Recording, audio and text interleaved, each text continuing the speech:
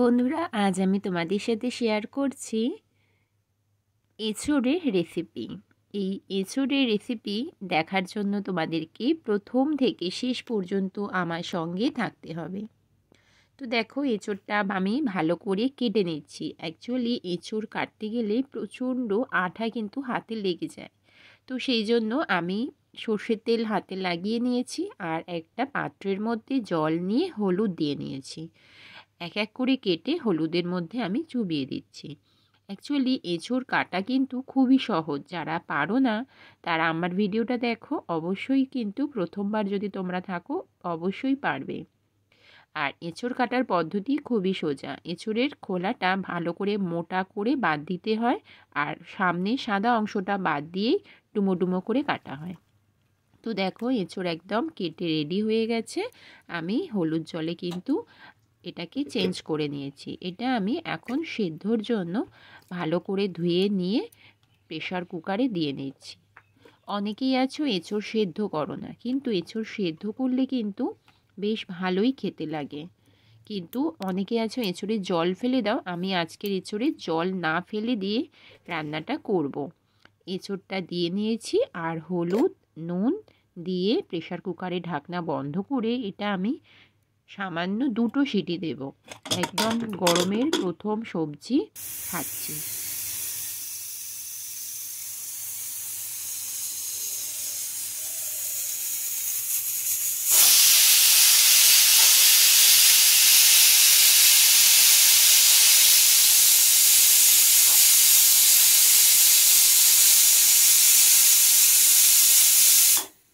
আর এদিকে আমি 2টো বড় সাইজের আলু কেটে নিয়েছি।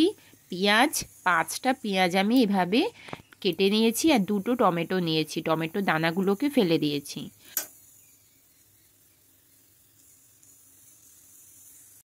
এখন আমি কড়াইয়ে সর্ষের তেল দিয়ে নিচ্ছি। আমি রেসিপিটা সর্ষের তেলেই করব। আর তোমরা অনেকেই এঁচোড় চিংড়ি খেয়ে থাকো, কিন্তু এখানে আজকের আমি কোনো রকমই চিংড়ি মাছ ব্যবহার করব না। একদমই আমিষ এঁচোড়ের রেসিপি তোমাদের সাথে শেয়ার করছি। গরমের প্রথম একদম সবজি, সবেমাত্র এখন বাজারে পাওয়া যাচ্ছে, উঠেছে এঁচোড়, বেশ কিন্তু ভালোই লাগবে খেতে। তোমরাও কিন্তু এখন একদম বানিয়ে ফেলো। আর দেখো, আলুটা প্রথমে দিয়ে ভালো করে ভেজে নিয়েছি। এখন আমি আলুগুলো একটা পাত্রে তুলে নিচ্ছি। যে তেলটা আছে ওই তেলের মধ্যেই আমি এখন ফোড়ন দিয়ে নিচ্ছি। ফোড়নে আমি গোটা জিরে, শুকনো লঙ্কা, তেজপাতা ব্যবহার করলাম। আমি এখানে গরম মশলাও ব্যবহার করিনি, তোমরা চাইলে গোটা গরম মশলা দিতে পারো। এখন পেঁয়াজগুলোকে দিয়ে নিলাম। পেঁয়াজটা আমি অনেকটা লাল লাল করে ভেজে নেব।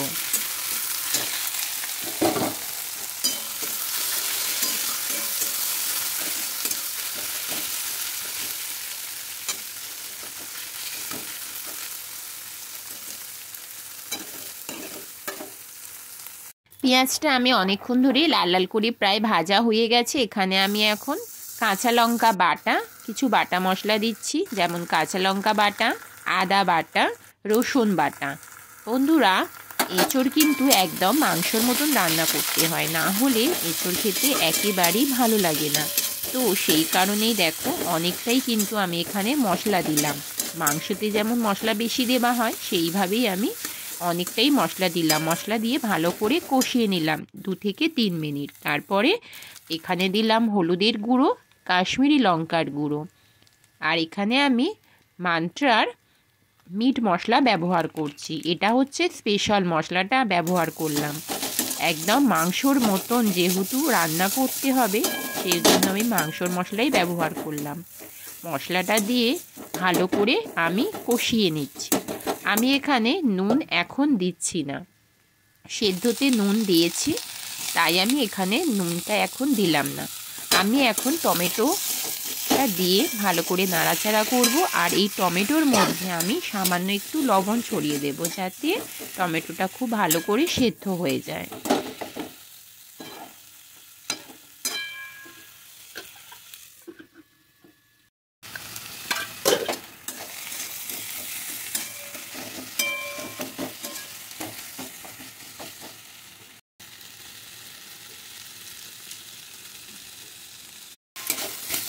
অনেকক্ষণ ধরেই আমি মশলাটা ভালো করে কষিয়ে নিচ্ছি আর টমেটোগুলো সেদ্ধ হওয়ার জন্য একটু সামান্য লবণ ছড়িয়ে দিচ্ছি।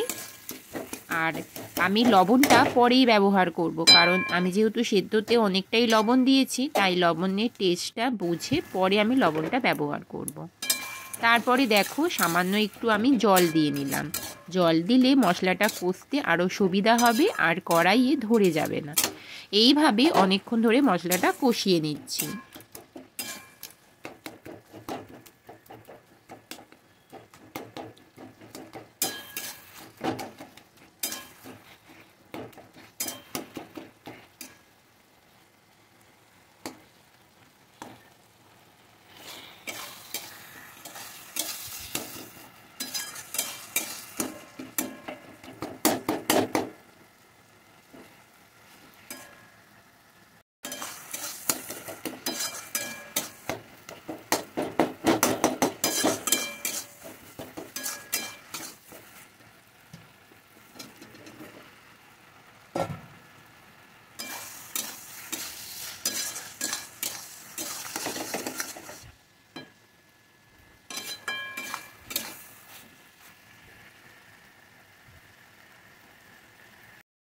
এইদিকে দেখো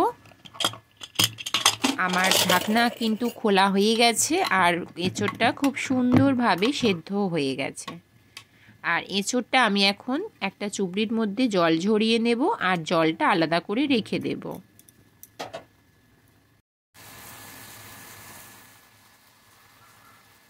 খুব মশলাটা ভালো করে কষানো হয়ে গেছে। এখন আমি জল ঝরিয়ে রাখা এঁচোড়গুলো দিয়ে নিলাম।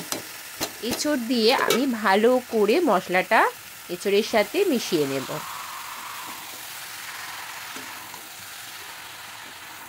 বন্ধুরা, এখনও যারা আমার চ্যানেলটা সাবস্ক্রাইব করোনি, প্লিজ সাবস্ক্রাইব করে আমার পাশে থেকো। আর দেখো খুব সুন্দর কিন্তু এঁচোড়টা রান্না হচ্ছে। এই গরম সিজনে তোমরাও কিন্তু এঁচোড় এখনই খেতে শুরু করো, কারণ এখন কিন্তু এঁচোড়ের টেস্টটা খুব সুন্দর লাগে। আর সাথে যদি থাকে চিংড়ি মাছ, তাহলে তো কোনো কথাই নেই। তো দেখো আমি কিন্তু অনেকক্ষণ নাড়াচাড়া করার পরে যে সেদ্ধ করে রেখেছিলাম সেই জলটা কিন্তু আমি এখন এর মধ্যে দিয়ে নিলাম। আমি আলাদা করে কোনো আর জল ব্যবহার করলাম না। জলটা দিয়ে আবারও এইভাবে একটু নাড়াচাড়া করে নিলাম। এখন আমি এটা একটা ঢাকনার সাহায্যে ঢাকা দিয়ে দেব।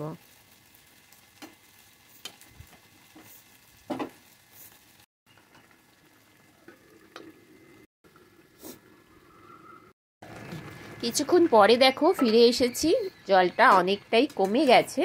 আমি আবারও এটা একটু নাড়িয়ে চাড়িয়ে নিচ্ছি।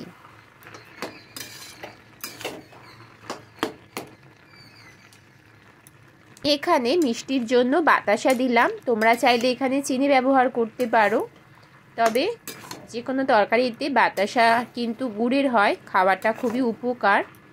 শরীর স্বাস্থ্যের দিকে খেয়াল রেখেই কিন্তু আমি রেসিপিটা আজকে তোমাদের সাথে শেয়ার করছি। আমিষ রেসিপি এঁচোড়ের কিন্তু বেশ সুন্দর হয়েছিল বন্ধুরা খেতে। আর চিংড়ি মাছ দিলে আরও ভালো লাগে, কিন্তু অবশ্যই আবারও একদিন চিংড়ি দিয়ে এঁচোড় রেসিপি শেয়ার করব। আর এখানে দেখো আমি এখানে গরম মশলা ছড়িয়ে দিলাম আর ছড়িয়ে দিলাম ঘি। আমার রেসিপিটা প্রায় রেডি হয়ে গেছে, তো সেই জন্য ঘি গরম মশলা আমি দিয়ে নিলাম। এখন আমি এটা ভালো করে নাড়াচাড়া করে নেব। এখন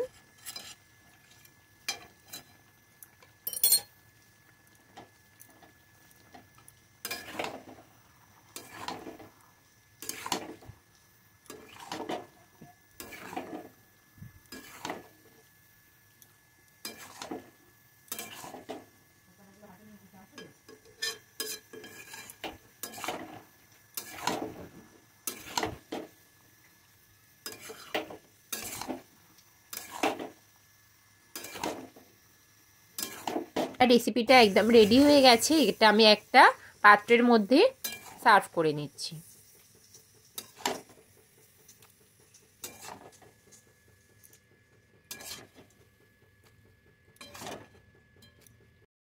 বন্ধুরা দেখতেই পাচ্ছ আমার আমিষ এঁচোড়ের রেসিপি রেডি হয়ে গেছে। দেখতে বেশ হয়েছিল, খেতেও খুব সুন্দর হয়েছিল, তবে চিংড়ি মাছ দিলে আরও ভালো হতো।